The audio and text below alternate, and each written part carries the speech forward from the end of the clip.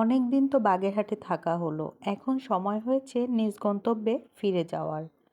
তাই বাবা খুব শখ করে বড় একটি মাছ এবং ছোট কিছু মাছ নিয়ে এসেছে আমার পছন্দের। আমি ছোট মাছ খুব বেশি পছন্দ করি, তো আমি বাবাকে বলেছিলাম ছোট মাছ নিয়ে আসতে। আর মাছ আনার সাথে সাথে ফাইয়াজ মাছ কাটাকাটি নিয়ে খুবই ব্যস্ত। দেখুন কিভাবে ফাইয়াজ মাছ কাটতেছে। আর আম্মু মাছটা কেটে নিয়েছে। ওই মাছটা দেখতে ছোট হলেও কিন্তু এটা 4 কেজি প্লাস ছিল। মাছ কাটা শেষ হয়ে গেলে আম্মু জিজ্ঞেস করছিল যে এই মাছটা কিভাবে রান্না খাবো। আমি তখন সাথে সাথেই উত্তর দিলাম যে আমি এই মাছটা এখন খাবো না, আমাকে আগে ছোট মাছগুলো রেডি করে রান্না করে দাও, তারপরে আমি খাবো। যেই কথা সেই কাজ। আম্মু ছোট মাছগুলো কুটতে বসে গেল। এই ছোট মাছ কুটতে কিন্তু অনেক বেশি কষ্ট হয়। তো সন্তানের পছন্দের জিনিস মা রান্না করে দিবে না সেটা তো হয় না, যত কষ্টই হোক। আম্মু মাছগুলো কেটে ধুয়ে পরিষ্কার করে খুব সুন্দর করে রান্না করে দিয়েছে আমার পছন্দ অনুযায়ী। আর ছোট মাছটা কিন্তু আমি এভাবে রান্না খেতে অনেক বেশি পছন্দ করি। আপনারা কে কে ছোট মাছ কিভাবে রান্না খেতে পছন্দ করেন অবশ্যই কিন্তু কমেন্ট করে জানিয়ে যাবেন। ছোট মাছ রান্নার পুরো রেসিপিটি থাকছে, এটা আমার আম্মুর রেসিপি বলতে পারেন।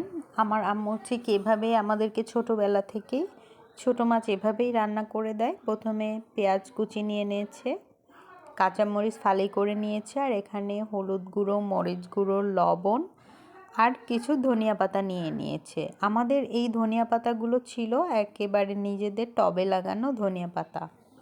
তো আম্মু টব থেকে ছিঁড়েই সাথে সাথে রান্না করে দিয়েছে, যেহেতু বাসায় ধনিয়া পাতা আনা ছিল না ফ্রিজে, যার কারণে টব থেকে ছিঁড়েই রান্না করা শুরু করে দিয়েছে।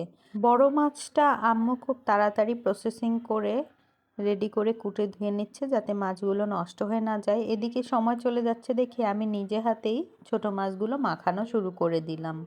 ছোট মাছগুলো প্রথমে আমি কড়াইতে নিয়ে নিয়েছি, তারপরে দিয়ে দিলাম পেঁয়াজ কুচি, এরপরে দিয়ে দিলাম মরিচের ফালি, তারপরে দিয়ে দিলাম হলুদের গুঁড়ো, মরিচের গুঁড়ো, আর সাথে নিয়ে নিলাম ফ্রেশ খাঁটি সরিষার তেল।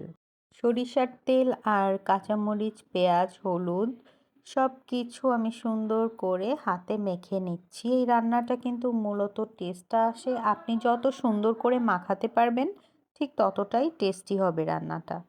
আমি কিন্তু অনেক সুন্দর করে মেখে নিচ্ছি। দেখুন, যেহেতু আমি ঝাল কম খাই তাই আমি অল্প করে মরিচের গুঁড়া দিয়ে দিয়েছিলাম। আপনারা চাইলে কম বেশি করে নেবেন আপনাদের টেস্ট অনুযায়ী। হাতে মাখানো হয়ে গেলে উপর থেকে একটু ধনিয়া পাতা কুচি ছড়িয়ে দিলাম। এবার চুলায় বসিয়ে দিলাম আমি সেই মাছগুলো এবং হালকা একটু পানি দিয়ে দিলাম।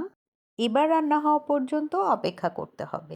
10 থেকে 15 মিনিটের মধ্যে আমার রান্নাটা কিন্তু অলমোস্ট ডান। দেখুন আমার রান্নার লাস্ট লুকটা। রান্না কমপ্লিট হয়ে গিয়েছে, এখন আমি খেতে বসে যাব। তো আজকের ভিডিও থেকে এখানে বিদায় নিচ্ছি আমি তামান্না। দেখা হচ্ছে নতুন কোনো ভিডিওতে নতুন কিছু নিয়ে।